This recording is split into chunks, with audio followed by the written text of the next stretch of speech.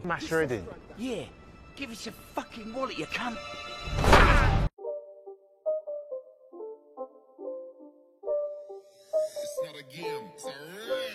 Halo guys, selamat datang kembali di channel Bro View. Bagaimana kabar kalian semua? Semoga dalam keadaan sehat selalu dan diberi kelancaran dalam segala aktivitasnya. Masih bersama saya Stephen yang akan menjelaskan alur cerita filmnya. Kali ini saya akan menjelaskan alur cerita film yang berjudul Blitz.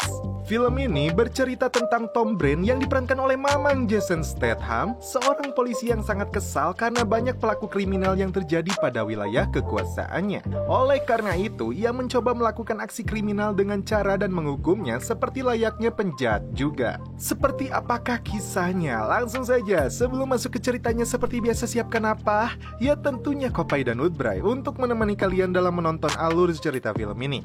Dan sekarang kita masuk intro.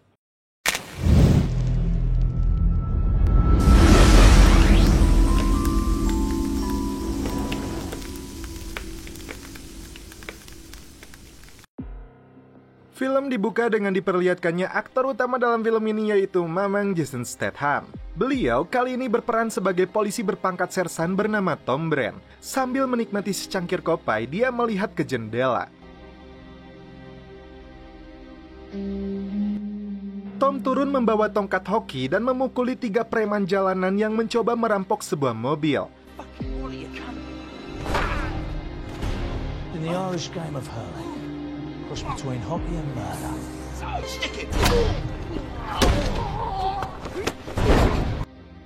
Dan inilah Blitz.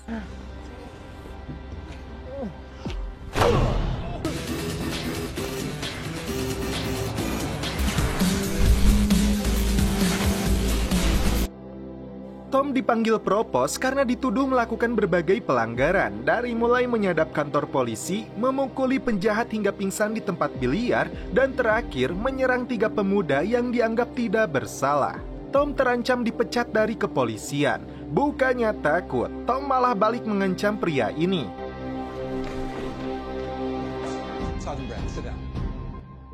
Jika itu terjadi, dia akan melakukan kerusakan yang jauh lebih parah di luar dugaannya. Seorang polwan bernama Elizabeth Falls menemui Tom. Terungkap, Elizabeth pernah menyamar di dalam jaringan mafia obat-obatan hingga dia sendiri terjebak kecanduan. Kini dia memilih menjadi polisi lalu lintas setelah selesai menjalani rehab. Atasan Tom menunjukkan berita tentang aksinya memukuli 3 remaja yang mengakibatkan turunnya citra polsek tempat dia bertugas. Publik tidak mengetahui cerita sebenarnya.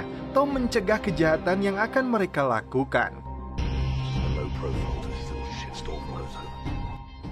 Setelah itu, Tom mengunjungi rumah duka meninggalnya istri dari Inspektur Robert. Mereka berdua memiliki hubungan yang cukup dekat. Tom kemudian menghibur Robert yang sedang dilanda kesedihan di sebuah bar. Seorang polwan bernama Sandra ditembak pria tak dikenal hingga tewas di tempat.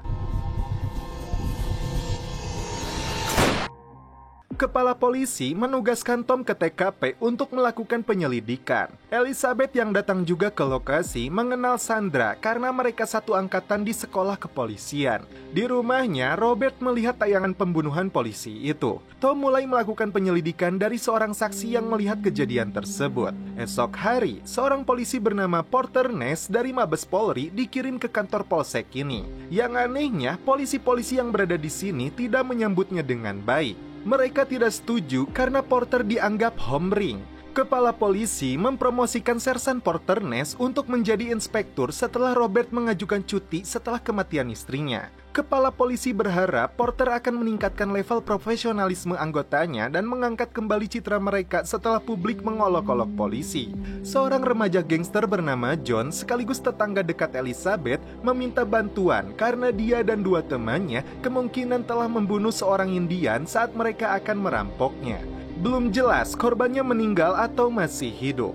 Elizabeth mengingatkan jika pria itu tewas, dia harus mempertanggungjawabkannya.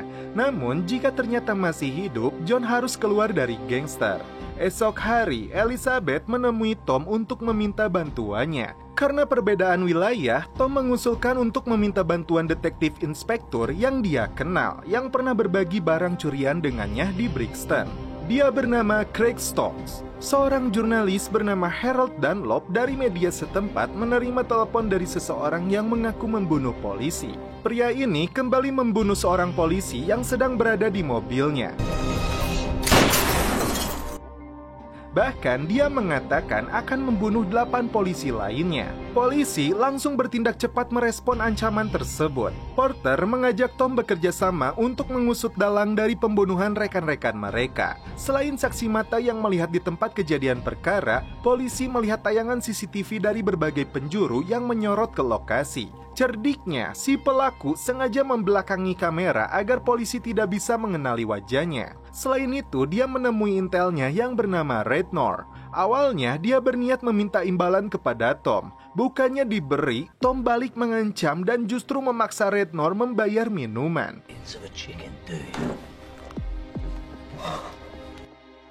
Rednor memberi informasi bahwa pembunuhan ini berkaitan dengan seseorang di Peacock Game yang melakukan aksi membakar anjing polisi yang viral di YouTube sebagai ajang latihan. Setelah mendapatkan identitas orang yang dia curigai, Tom datang ke rumah Porter untuk meminta saran tentang masalah pribadi yang membuat psikologinya terganggu. Dia mengaku mudah emosi dan sulit untuk bangun dari tidurnya. Porter menyebut itu sebagai burnout, stres tingkat tinggi akibat pekerjaan. Porter menjelaskan dengan panjang lebar, dia pernah mengalami hal yang sama saat menangani kasus pedofil.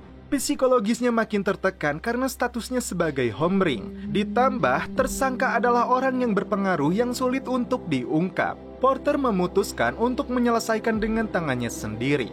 Akibatnya, dia sendiri mengalami burnout, dan Tom tertidur nyenyak.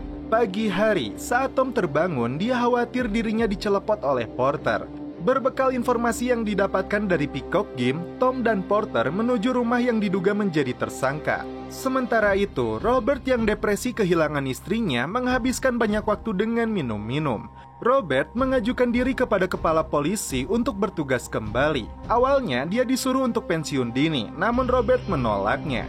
Jika permintaannya ditolak, Robert akan melaporkan perselingkuhan yang dilakukan oleh atasannya ini kepada istrinya. Porter dan Tom datang ke apartemen terduga yang bernama Barry West saat posisi dia sedang ngabagel. Saat dilakukan penggeledahan, mereka tidak menemukan barang yang mencurigakan. Namun Tom seperti mengenalnya. Barry pernah mengupload video pembunuhan terhadap seekor anjing milik polisi yang viral di YouTube. Ternyata si Barry ini pernah dipukuli oleh Tom 1 tahun yang lalu di tempat biliar. Di saat yang sama, Rednor melihat Tom dan Porter baru saja keluar dari apartemen.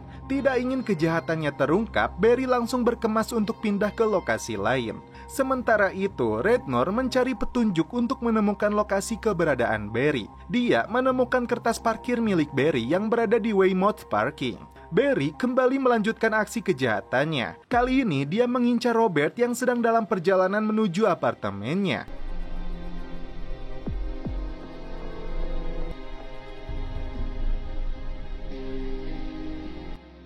Saat memasuki lift, dia sengaja merusak kamera CCTV. Dia pun berpura-pura sebagai petugas TV satelit. Saat Robert membuka pintu, inilah yang terjadi.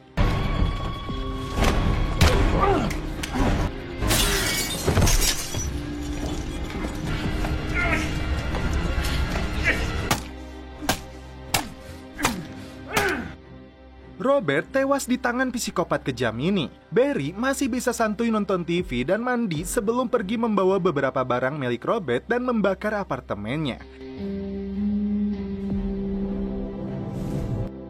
Dia langsung menghubungi Harold Dunlop dan mengaku bernama Blitz, pelaku pembunuhan terhadap Robert. Beritanya jauh lebih cepat tersebar, melebihi kemampuan polisi yang dinilai lambat. Tom terkejut saat mengetahui Robert terbunuh. Sasaran pelaku adalah polisi yang bertugas di polsek ini.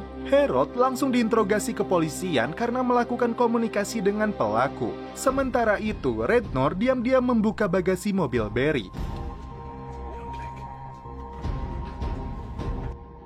Dia menemukan sebuah pistol dan barang-barang milik Robert. Penemuan ini bukannya dilaporkan kepada polisi, namun dimanfaatkan untuk mencari imbalan dari Dunlop dengan bayaran 50.000 pound sterling.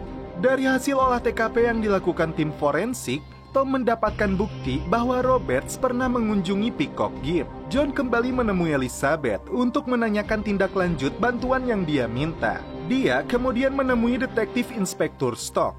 Dari informasi Stock, korban perampokan John dan dua temannya ternyata masih hidup. Elizabeth memberikan pertolongan karena John hanyalah seorang remaja yang dianggap seperti adiknya. Sebagai imbalannya, Stock mengajak Ellie untuk kencan nanti malam. Tom meminta bantuan seorang polwan seksoi untuk menelusuri kasus yang menimpa Barry. Dunlop terkejut saat melihat bagasi milik pelaku yang berisi sebuah pistol dan barang-barang Robert. Aksi mereka rupanya diawasi oleh Barry. Saat mereka masuk ke kafe, Barry langsung mengeluarkan barang bukti itu. Rednor langsung menghitung uang yang diberikan Dunlop di toilet sebelum dia mengatakan nama asli Blitz kepadanya. Dan ini yang terjadi kepada Rednor saat Barry menciduknya. Dan uang tunai itu dibawa kabur oleh si Barry. Polisi yang datang melakukan olah TKP. Tom dan Porter langsung bergerak untuk memeriksa mobil Barry berbekal informasi dari Dunlop. Sialnya, bagasi itu telah kosong, bahkan kamera CCTV di basement ini telah rusak. Di malam hari, Elizabeth kembali menemui Stock. Setelah mereka minum bersama, Elizabeth yang kegeeran gagal mendapat celepot. Karena kecewa, dia pulang berjalan kaki ke rumahnya. Sementara itu, Tom dibantu rekannya menemukan petunjuk penting bahwa Barry pernah ditangkap oleh Sandra yang tewas lebih dulu. Kemudian, agen Theo yang menjadi korban kedua. Dan terakhir adalah Robert. Yang mengejutkan, Elizabeth diduga akan menjadi korban selanjutnya. Elizabeth yang hendak masuk ke dalam rumah diserang oleh Barry. John yang berada di sana langsung menolong Ellie. Namun naas, dialah yang menjadi korban. Tom menduga pelakunya adalah Barry. Stock kembali datang untuk melihat keadaan Elizabeth. Dia diomeli Porter karena meninggalkan seorang wanita di tengah jalan. Polisi langsung menyebarkan foto tersangka, yaitu Barry Weiss sebagai buronan dan psikopat berbahaya. Lokasi keberadaan Barry telah diketahui. Polisi pun langsung melakukan pengepungan. Saat Tom menerobos masuk, Barry rupanya baru saja kabur. Aksi kejar-kejaran pun terjadi.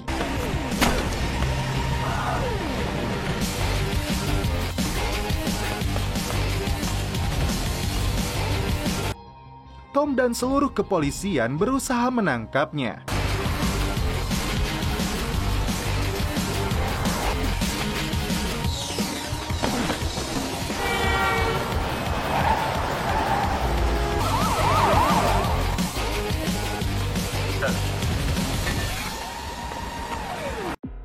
Dia sempat bersembunyi di kolong gerbong kereta.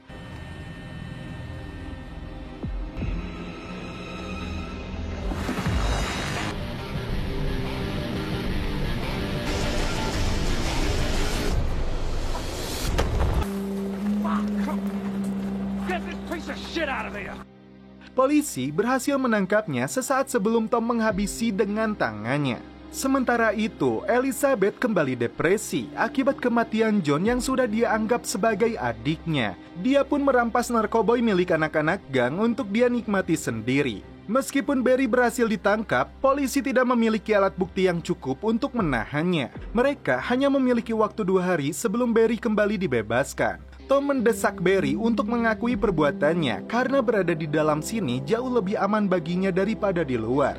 1 tahun yang lalu, Tom menghajar Barry hingga babak belur di tempat biliar. Ini dilakukan Tom untuk memancing emosi Barry agar berbuat salah yang bisa menjebaknya. Sementara itu, Stock meminta bantuan Tom setelah dia mendapat kabar Elizabeth kembali kecanduan. Terbukti saat mereka datang ke rumahnya. Dia langsung diguyur di kamar mandi untuk menyadarkannya kembali. Ellie kecewa karena mendengar Barry akan kembali dibebaskan. Seakan menjadi artis, Barry keluar dari kantor polisi yang langsung disambut wartawan.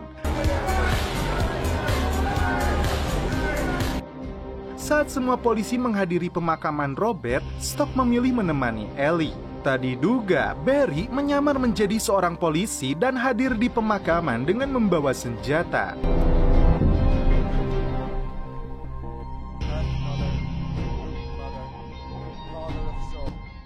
Tom yang sedang berada di sana menerima SMS. Dia kemudian pergi yang langsung dibuntuti oleh si Barry.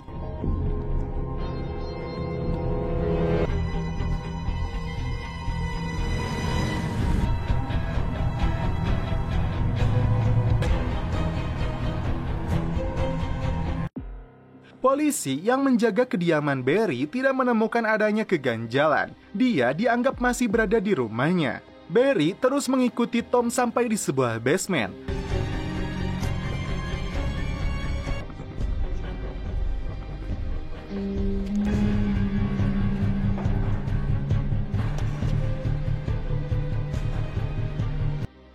Lalu menyusuri tangga hingga ke atap gedung. Ketika Barry menodongnya,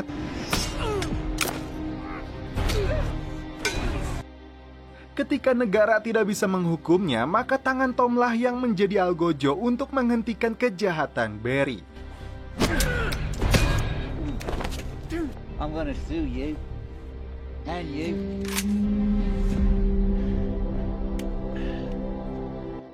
Dia pun dieksekusi mati saat itu juga. Dan kasus ini dipastikan tidak akan terpecahkan. You're not supposed to smoke in here. What are you gonna do? Di akhir film, sebuah hadiah 2 anjing bulldog diperuntukkan untuk si Dunlop yang dianggap rese selalu menyudutkan aparat dengan beritanya. Dan setelah itu film pun berakhir. Oke guys, bagaimana menurut kalian alur cerita film dari Blitz ini? Seperti yang kalian dan seluruh dunia tahu, sebuah film yang dibintangi Jason Statham adalah sebuah film bergenre action yang tanpa terlalu memperdulikan kehadiran plot cerita di mana Statham akan berperan menjadi seorang pria jantan yang tidak mengenal aturan dan belas kasihan dalam memberikan pelajaran pada mereka yang telah berani mengganggu kehidupannya atau orang-orang yang dikasihinya. Dan tidak lupa juga dengan kopinya. Suruput dulu.